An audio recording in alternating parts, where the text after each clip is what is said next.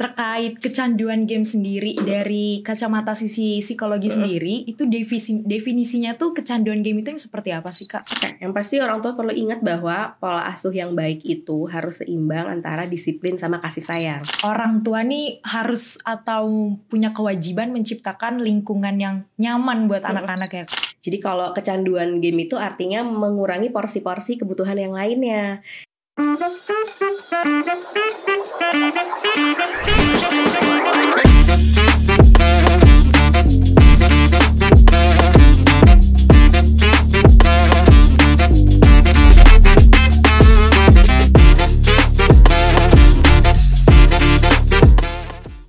Welcome to Algorithmics Podcast.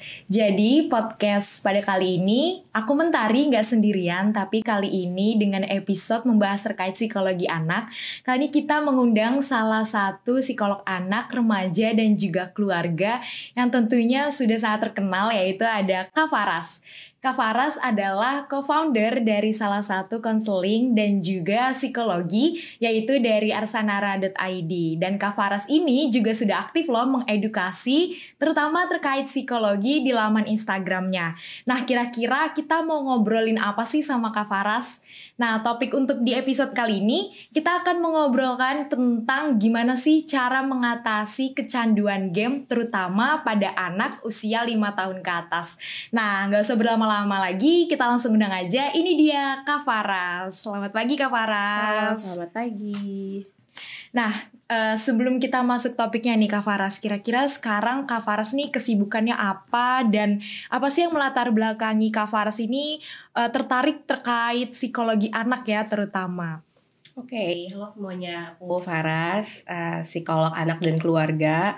Kalau tanya kesibukan utama, mungkin menjadi ibu. Anakku juga usianya 5 tahun, gitu. Terus juga praktik sebagai psikolog di Arsanara Development Partner, gitu. Sebenarnya aku lebih seneng ketemu orang tuanya daripada anak-anaknya, karena aku ngerasa masalah-masalah psikologis itu kan banyak yang dimulainya dari pas kecil ya. Jadi kayaknya lebih enak ngomongin preventif daripada sebelum udah kejadian, gitu. Benar. Nah, kira-kira nih dari topik yang sekarang akan kita bahas, kira-kira dari Kak Faras sendiri ada pandangan awal dulu nggak sih Kak tentang topik yang akan kita bahas ini? Oke, kita akan membahas tentang kecanduan game ya. Mungkin ini jadi kekhawatiran banyak orang tua karena sekarang kayaknya anak-anak generasi sekarang, apalagi kalau ngomongin Gen Alpha, kayaknya nggak mungkin ya nggak deket sama gadget gitu. Jadi banyak banget orang tua yang khawatir tentang penggunaan gadget anaknya, baik untuk main game, sosmed dan lain-lain. Tapi sebenarnya belum tentu anak main game itu tuh berarti anaknya kecanduan game. Mungkin itu yang nanti mau kita bahas hari ini. Mana sih batas-batas sehatnya gitu. Oke, berarti langsung aja nih Kak. Terkait kecanduan game sendiri dari kacamata sisi psikologi sendiri, itu definisinya tuh kecanduan game itu yang seperti apa sih Kak?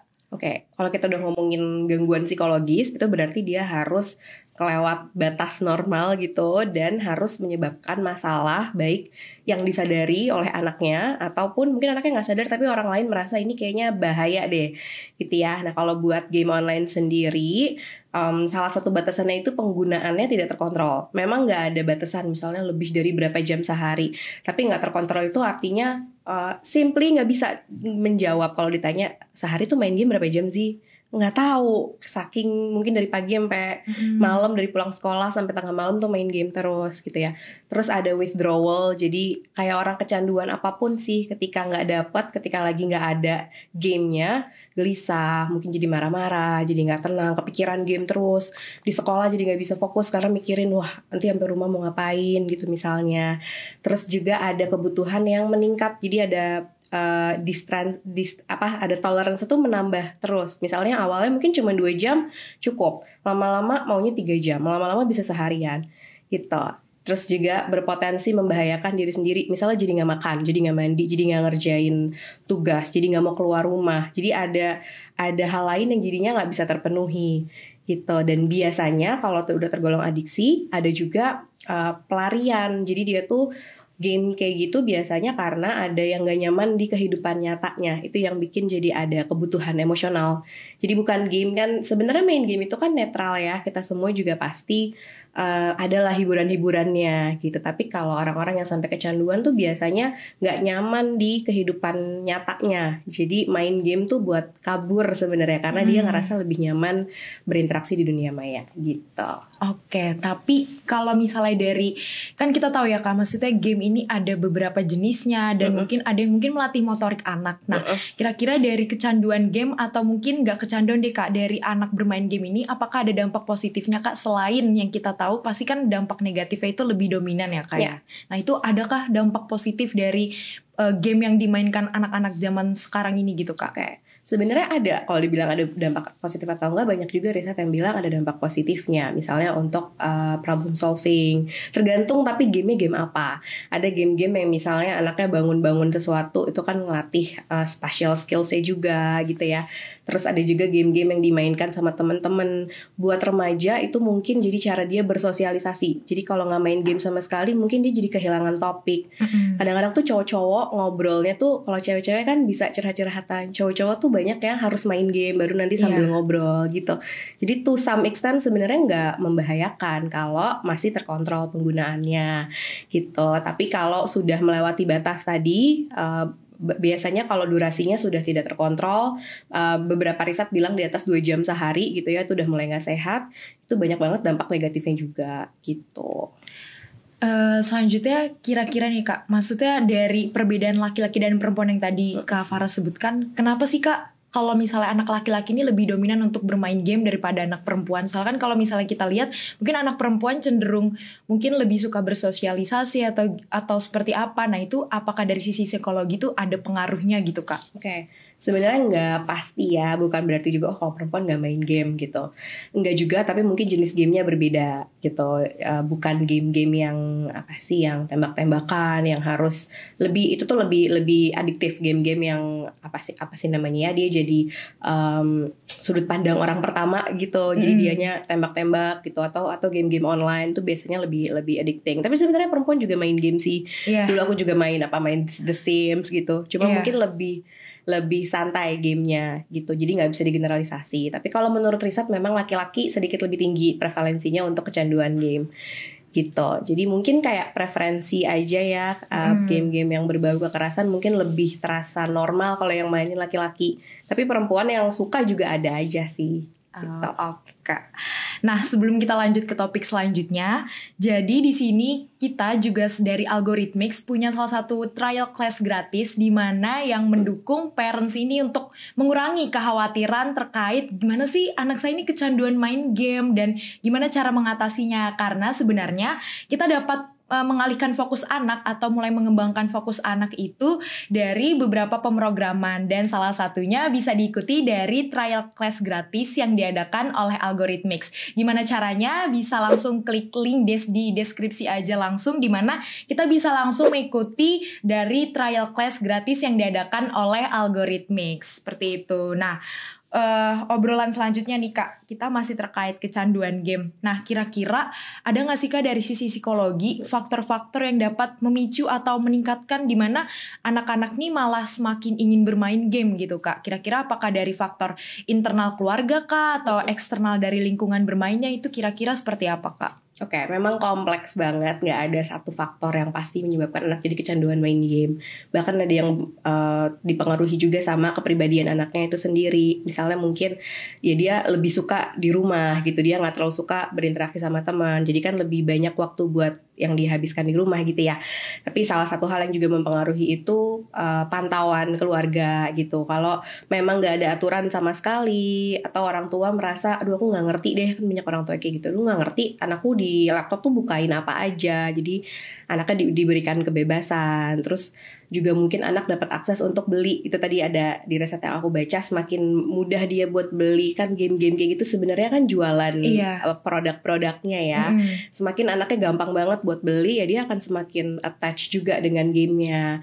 Terus ada juga yang bilang kedekatan dengan orang tua tentu. Terus anaknya sendiri punya masalah di sekolah atau enggak. Karena tadi yang bikin lebih rentan tuh kalau itu digunakan bukan hanya untuk hiburan tapi untuk escape. Jadi kalau anak-anak misalnya dia di rumah nggak nyaman, hubungan sama orang tuanya nggak baik, tapi dia di kamar ada fasilitas, ada komputer sendiri misalnya ya, tanpa pengawasan ya, mau ngapain lagi kalau nggak kan nggak seru ya hari-harinya. Jadi dia cari kesenangan sendiri. Atau misalnya anak-anak yang di sekolah dibully, nggak punya teman gitu, di dunia maya dia bisa dapet teman. Itu biasanya yang jauh lebih rentan untuk akhirnya jadi kecanduan main game gitu. Oke Kak, tapi yang aku tahu ya Kak, maksudnya dari generasi sekarang pasti mau diperhatikan orang tua, tapi kadang konteksnya takut terkait misal orang tua terlalu dominan, terlalu mau tahu nih Kak tentang dunia anak itu seperti apa, tapi otomatis dalam kacamata orang tua pasti maunya nih anak-anak masih dalam pantauan mereka gitu Kak. Nah itu apakah dari sisi psikologi itu mempengaruhi mungkin anak-anak zaman sekarang yang kayak nggak mau nih terlalu diperhatiin orang tua, tapi orang tua kan maksudnya mau gitu anaknya tetap masih dalam pantauannya. Apakah gimana sih Kak, maksudnya dari sisi psikologi apakah memang ada pengaruh perbedaan generasi itu memengaruhi atau seperti apa? Itu kira-kira gimana sih Kak? Mungkin ya, apalagi kalau terkait games kan mungkin orang tua nggak terlalu paham tadi ya, game-game sekarang kan jauh lebih canggih gitu ya dibandingin mungkin pas orang tuanya dulu masih kecil, mungkin gamenya tuh lebih simple dan lebih nggak menyebabkan kecanduan misalnya. Tapi tadi banyak orang tua yang ngerasa anaknya udah remaja, udah badannya udah setinggi orang tua, berarti udah nggak perlu diawasin, nggak perlu dijagain, atau sebaliknya ngerasa bahwa anaknya itu ya kan kamu anak aku, jadi aku harus tahu segala gerak-gerik kamu. Sebenarnya yang sehat itu balance. Orang tua perlu tetap tahu, jadi pengawasan orang tua tetap penting dan itu bisa menjaga anak supaya nggak kecanduan, tapi dengan cara yang baik, bukan maksa. Misalnya kamu harus ini ya, pintu kamar gak boleh dikunci, semua harus ceritain ke mama, handphone sini mama bacain chat-chat kamu, gak kayak gitu. Tapi orang tua membangun trust sama anak, yang sebenarnya trust itu dicicil dari bayi, gak bisa kayak tiba-tiba pas SMP baru deh kamu kenapa gak pernah cerita, kan gak bisa ya gitu. Jadi idealnya, secara ideal tuh orang tua deket sama anak, banyak ngobrol, banyak mendengarkan, sehingga nanti anak tanpa disuruh pun terbuka. Terus orang tua menunjukkan ketertarikan sama apa yang lagi jadi ketertarikannya anak, bukan untuk interogasi gitu. Kamu main game apaan sih? Coba sini mama lihat nih, main gamenya gak bermutu misalnya. Tapi orang tua curious dulu gitu, kamu main game apa, mama boleh lihat gak gitu. Atau memang diajak bersama-sama dari awal nih ngenalin anaknya screen time, diajak untuk lihat batasan usia, atau harus izin dulu sama orang tua. Kalau mau download sesuatu, orang tua harus pelajari dulu boleh apa enggak. Jadi basic-basicnya tuh perlu dicicil sebenarnya gitu. Jadi bukan tiba-tiba selama ini nggak pernah ada percakapan, tiba-tiba larangannya banyak banget. Itu jadi orang tua yang controlling biasanya. Dan anak-anak apalagi remaja ya, kita semua pernah remaja juga kan, makin dilarang sama orang tua kan makin penasaran ya, makin adalah mainnya jadi di rumah teman, jadi ke warnet gitu-gitu. Jadi yang perlu dibenerin tuh fondasi-fondasinya dulu gitu. Oke Kak, terus berarti perhatian orang tua di sini salah satu faktor utama sebagai benteng dari kecanduan game itu ya Kak. Nah, kira-kira nih Kak, ada nggak sih dari Kak Faras kayak perhatiannya itu yang spesifik tuh seperti apa? Mungkin sebagai langkah preventif mengurangi atau mencegah dari kecanduan game pada anak itu seperti apa Kak? Yang paling simpel sih intinya anak tuh perlu nyaman kalau ada di rumah. Kalau dia pulang ke rumah, dia seneng ketemu orang tua, ngobrol gitu ya, beraktivitas bersama orang tua. Kebutuhan dia cari game itu akan nggak terlalu banyak gitu. Tapi kalau dia di rumah, baru sampai rumah diomelin, disuruh ini disuruh itu, nggak ditanya dulu kabarnya gimana misalnya ya. Ketika dia buka game itu tuh sangat amat menyenangkan, karena emang game itu didesain untuk bikin orang kecanduan dengan segala dopamin yang banyak banget, dari musiknya, dari grafiknya yang begitu cepat gitu. Jadi ya udah pasti anaknya prefer main game gitu. Jadi peran orang tua sebenarnya ngasih kenyamanan dulu, paling enggak jadi tempat cerita yang nyaman buat anak. Jadi kalaupun anaknya ada isu, bisa cerita ke orang tua gitu, bukan cuman lari aja dari masalahnya. Oke, berarti orang tua nih harus atau punya kewajiban menciptakan lingkungan yang nyaman buat anak-anak ya kayak, soalnya karena gimana pun juga maksudnya anak pasti perlu perhatian dari orang tua, tapi harus dianya merasa nyaman. Kalau misalnya kurang merasa nyaman, mungkin anak akan merasa aduh kok aku kayak gini ya di rumah gitu, sehingga game adalah pelariannya seperti itu ya Kak. Nah tapi kira-kira dari kecanduan game ini ya Kak, kan kalau game itu pasti melatih motorik ya Kak, walaupun mungkin mungkin cuma tangan aja yang gerak. Tapi secara kognitif, apakah dari kognitif ini tuh mempengaruhi si anak ini dalam jangka waktu berpikir atau mungkin dalam waktu fokusnya mereka seperti apa? Apakah itu mempengaruhi, Kak? Ya, lagi-lagi tergantung jenis game yang dimainkan apa. Kalau yang dimainin misalnya apa, Scrabble gitu ya, udah pasti anaknya jadi pintar. Mainnya catur gitu kan. Tapi kalau permainannya bukan sesuatu yang produktif gitu secara kognitif, justru riset menunjukkan semakin tinggi penggunaan game di anak usia sekolah itu berbanding lurus sama prestasi akademiknya gitu. Di sekolah juga jadi nggak fokus. Dan pasti video games itu kan kalau nggak terkontrol tuh pasti mempengaruhi jam tidur anak. Dia gimana mau fokus kalau anaknya di sekolah juga udah ngantuk. Benar. Gitu. Jadi tadi pada derajat tertentu itu bisa membantu, tapi kalau nggak terkontrol sama sekali melebihi 2 jam sehari, terlalu banyak resikonya justru gitu, terlalu banyak dampak negatifnya. Oh oke, Kak.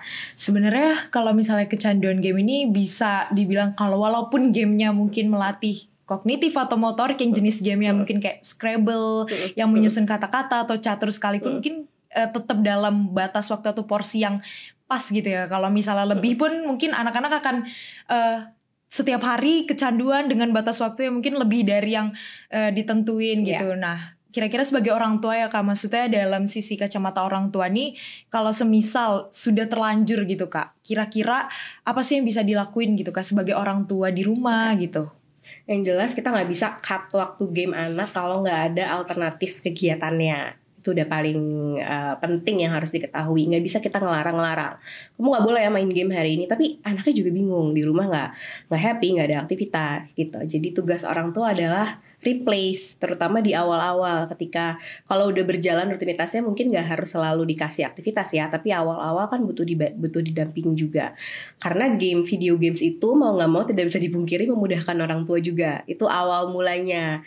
Anak main game tuh pasti orang tuanya kayak udah sana kamu main dulu deh gitu kan, mama capek gitu.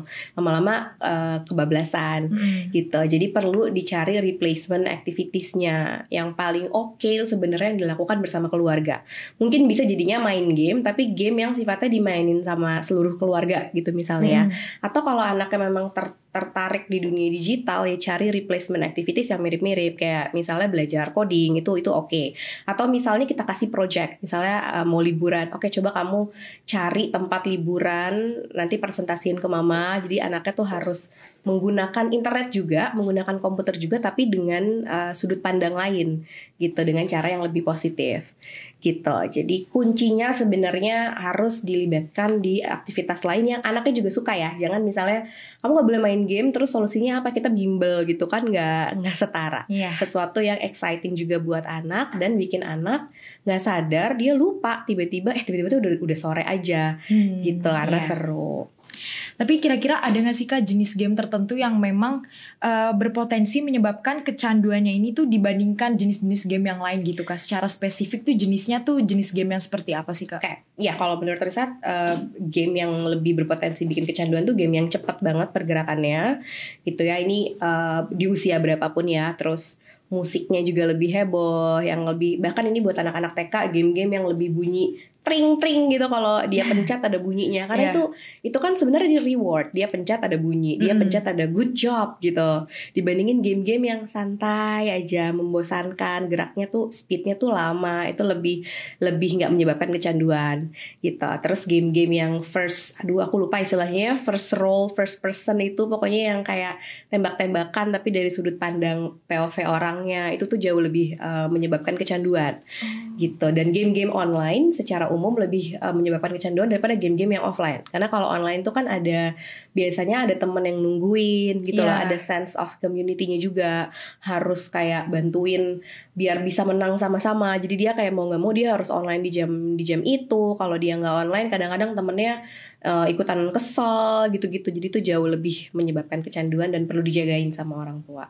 Gitu. Oke Kak. Tapi kira-kira ya Kak, gimana sih kecanduan game ini tuh mempengaruhi fisik dan mental anak tuh sejauh apa sih Kak? Kalau sudah memang kecanduan itu mempengaruhinya tuh sejauh mana sih Kak? Oke, kalau fisik yang pasti bikin anak jadi nggak sehat karena jadi nggak banyak bergerak. Benar. Gitu kan ya. Tadi sebagus apapun gamenya, kalaupun nanti ada game yang wah ini benar-benar meningkatkan kecerdasan anak, kan kebutuhan kita nggak cuma duduk ya, tapi juga bergerak, terus ngobrol sama teman.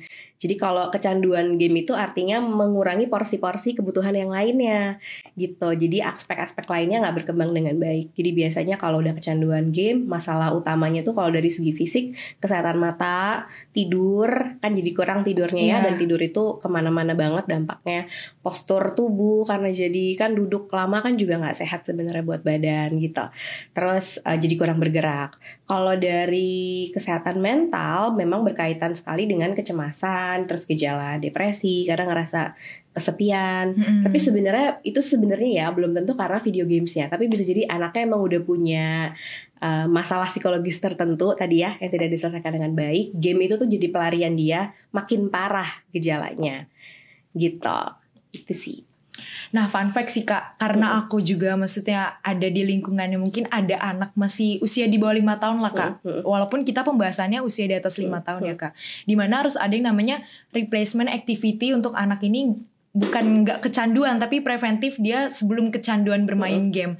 Tapi gimana sih Kak, ketika orang tuanya pun belum bisa memfokuskan kegiatannya itu hanya kepada anak gitu loh Kak. Walaupun mungkin niatnya memang game itu hanya sebagai replacement yang ketika orang tua lagi ada pekerjaan atau yang lainnya. Nah itu otomatis kan juga ada dari sisi orang tuanya ya Kak. Gimana sih cara memilih replacement activities itu yang memang orang tua nih bisa turut andil. Karena belum tentu semua replacement activity ini orang tuanya tuh bisa ikut andil di dalamnya Kak. Nah itu kira-kira apakah ada tips dari Kak Faras atau gimana?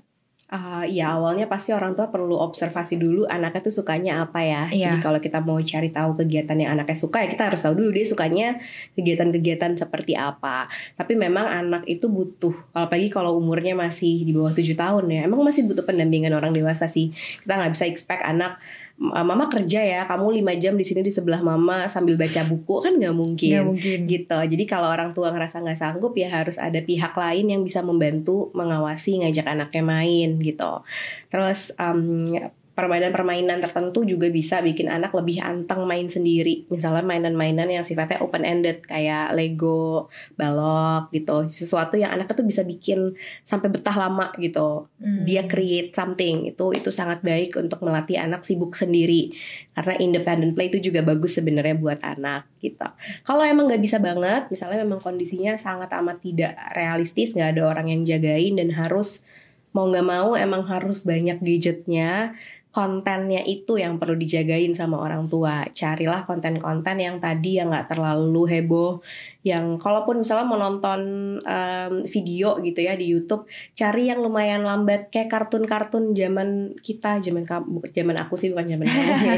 Zaman aku masih kecil tuh kan kayak lebih santai, bukan yang musiknya jedak-jeduk gitu. Itu jauh lebih bikin kecanduan. Atau misalnya cari yang memang ada pembelajaran yang di situ. Game-gamenya pun cari yang edukatif dulu. Karena menurutku once anak udah ketemu game yang seru banget, dia nggak akan mau lagi nih game-game yang mungkin lebih membosankan. Jadi orang tua nggak usah ngenalin sih menurutku game-game yang berpotensi addicting itu. Nanti anak akan tahu sendiri sih dari temen-temennya. Jadi di rumah paling nggak kasihlah game-game yang ada banyak manfaatnya gitu, dan tetap diawasin penggunaannya. Itu tetap dipantau.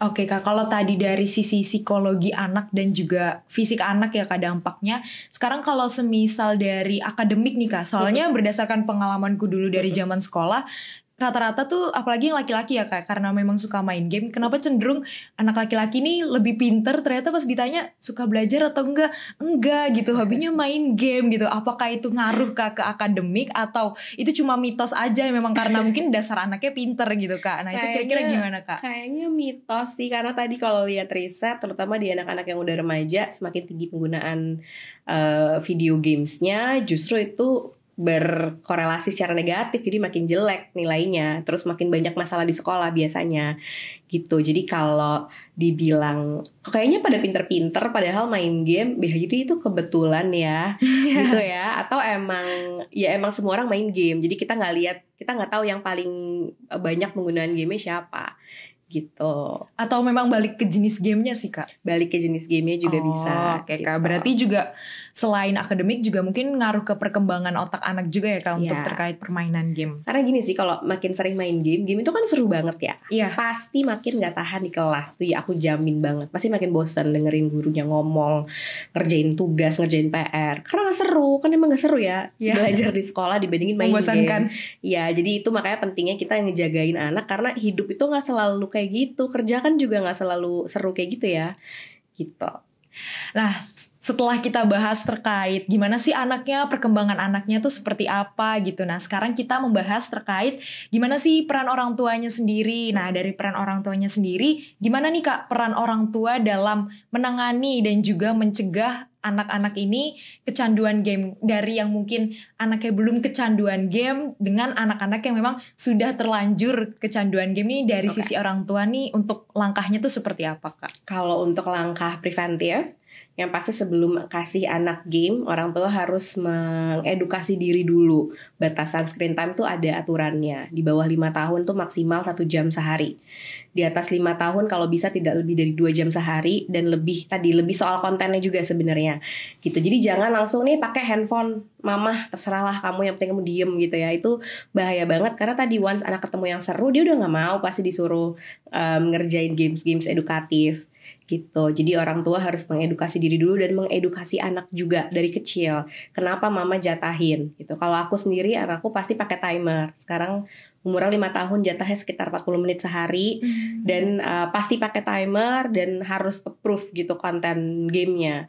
Protes gak anaknya? Ya kadang-kadang protes kalau lagi seru banget. Tapi itulah tugasnya orang tua untuk mengedukasi bahwa ya kamu gak boleh terlalu lama. Karena apa? Misalnya bisa ngerusak mata kamu, bisa bikin nanti otak kamu gak berkembang dengan baik gitu. Jadi orang tua perlu tegas memberikan batasan. Jangan karena gak tega, kasihan, akhirnya ngalah gitu. Karena kan yang lebih tahu soal impact masa depannya kan, jangka panjangnya kan orang tua sebenarnya gitu ya. Termasuk juga batasan-batasan games. Harus tegas bahwa kita gak boleh main game yang memang bukan untuk seusia anaknya. Salah, anaknya masih 7 tahun. Teman-temannya ngomongin soal game tembak-tembakan yang sebenarnya ratingnya di atas 13 tahun. Ya berarti gak boleh. Orang tua perlu kasih tahu kenapanya. Perlu jelasin bahwa setiap rumah punya aturan yang beda-beda. Kenapa mama gak bolehin kamu main itu. Tapi di sisi lain juga ngajak anaknya cari alternatif. Mungkin ada game lain. Atau kalau anaknya bosen banget di rumah, mungkin dia butuh les-les tambahan misalnya ya. Atau butuh aktivitas tambahan di rumah sehingga dia gak nyari game terus. Gitu. Jadi emang gak boleh lepas tangan. Karena anak ya anak mencari kesenangan, menurutku wajar-wajar aja. Kan perlu diarahin aja sama orang tua sebenarnya.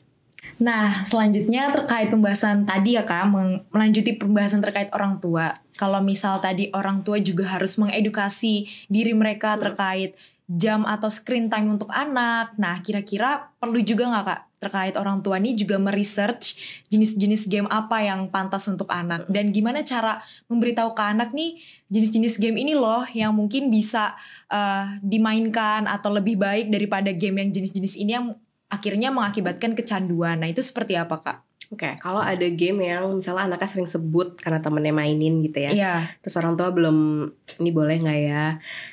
Selain riset sendiri, menurutku boleh juga dimainkan bersama-sama dulu. Jadi setiap game yang baru dikenal, orang tua bisa ajak main bareng anaknya dan didiskusikan. Menurutku sih kalau usianya udah di atas 5 tahun udah bisa banget ya diajak diskusi. Menurut kamu gamenya gimana? Bagus apa enggak? Kok ibu ada beberapa part yang ibu gak suka ya gitu. Kok kayaknya gamenya ini ada kekerasannya kayak gitu. Jadi kayaknya ibu gak setuju. Simply kayak gitu aja sih sebenarnya. Tapi karena tahu alternatifnya, oh kemarin teman kamu juga nyebutin game ini, kayaknya game ini lebih baik.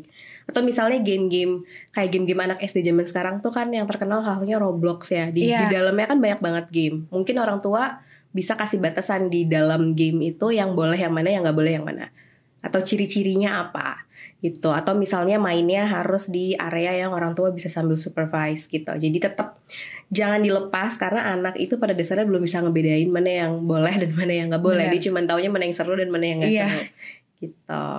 Nah kira-kira tapi kalau misal cara ngelola waktu nih Kak, kalau semisal udah ada mungkin udah sering main game dan segala macam, itu gimana sih Kak cara mengelola waktu antara hubungan lingkungan interaksi mereka dengan lingkungan sosialnya, dengan kesibukannya sendiri, terus dengan permainan game itu gimana sih Kak cara mengelola waktunya? Kayak ya kayak zaman sekarang kan kalau dibilang love life balance ya Kak. Jadi kayak biar sama-sama balance nih antara kegiatan mereka di luar, kegiatan mungkin sekarang anak sekarang bilangnya main game itu kan buat me time ya Kak ya. Nah itu gimana sih Kak cara balancing antara kegiatan-kegiatan yang mereka miliki gitu? Apalagi kan anak-anak usia 5 tahun ke atas cuma taunya yang penting seru, yang penting mereka happy gitu kan. Nah itu kira-kira gimana sih Kak? Ya, untuk itu tentu tergantung sama anaknya sendiri kesibukannya sehari-hari apa. Kalau udah lumayan banyak social time-nya, misalnya dia sekolahnya lama, terus habis itu udah main sama teman-teman tetangganya, boleh-boleh aja kalau ngasih screen time. Tapi tadi mungkin nggak lebih dari 1 jam sehari ya kalau bisa gitu.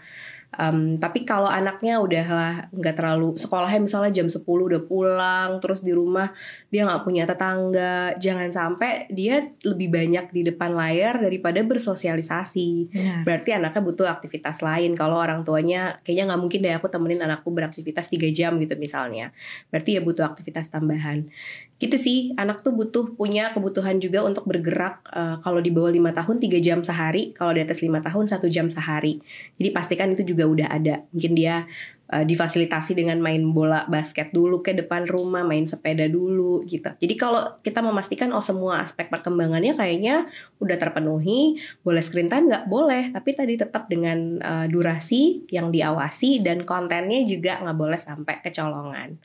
Gitu. Oke Kak, dari semua yang udah topik yang udah kita bahas nih Kak, secara spesifik mungkin Kak Faras bisa mention lagi nih Kak, cara mendisiplinkan anak untuk terkait sebelum mencegah kecanduan game itu secara spesifik itu apa sih Kak? Mungkin bisa dimention lagi buat mungkin buat orang tua yang masih bingung nih sekiranya mungkin nentuin screen time tuh kalau misal tegas mungkin kadang ada rasa gak tega sama anaknya atau gimana. Nah itu kira-kira ada tips gak dari Kak Faras? Oke, yang pasti orang tua perlu ingat bahwa pola asuh yang baik itu harus seimbang antara disiplin sama kasih sayang.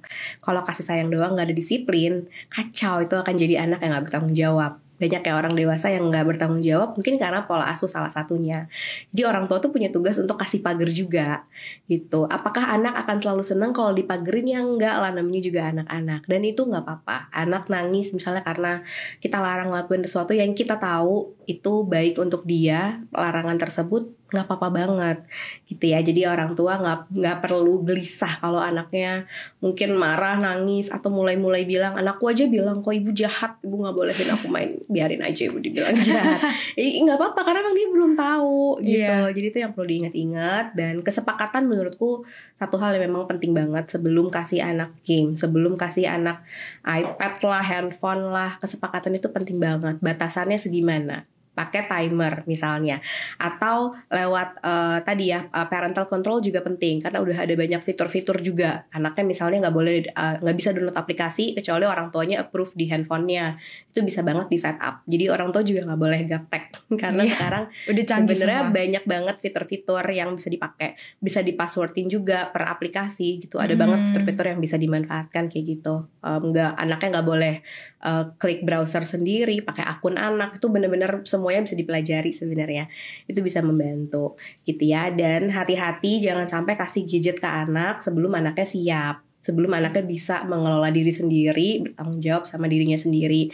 Kalau bisa bilangnya itu bukan handphone dia, meskipun mungkin itu handphone yang ujung-ujungnya dia doang sih yang pakai, ya bilangnya ini handphone mama sama papa, kamu boleh pinjam kalau kamu lagi perlu.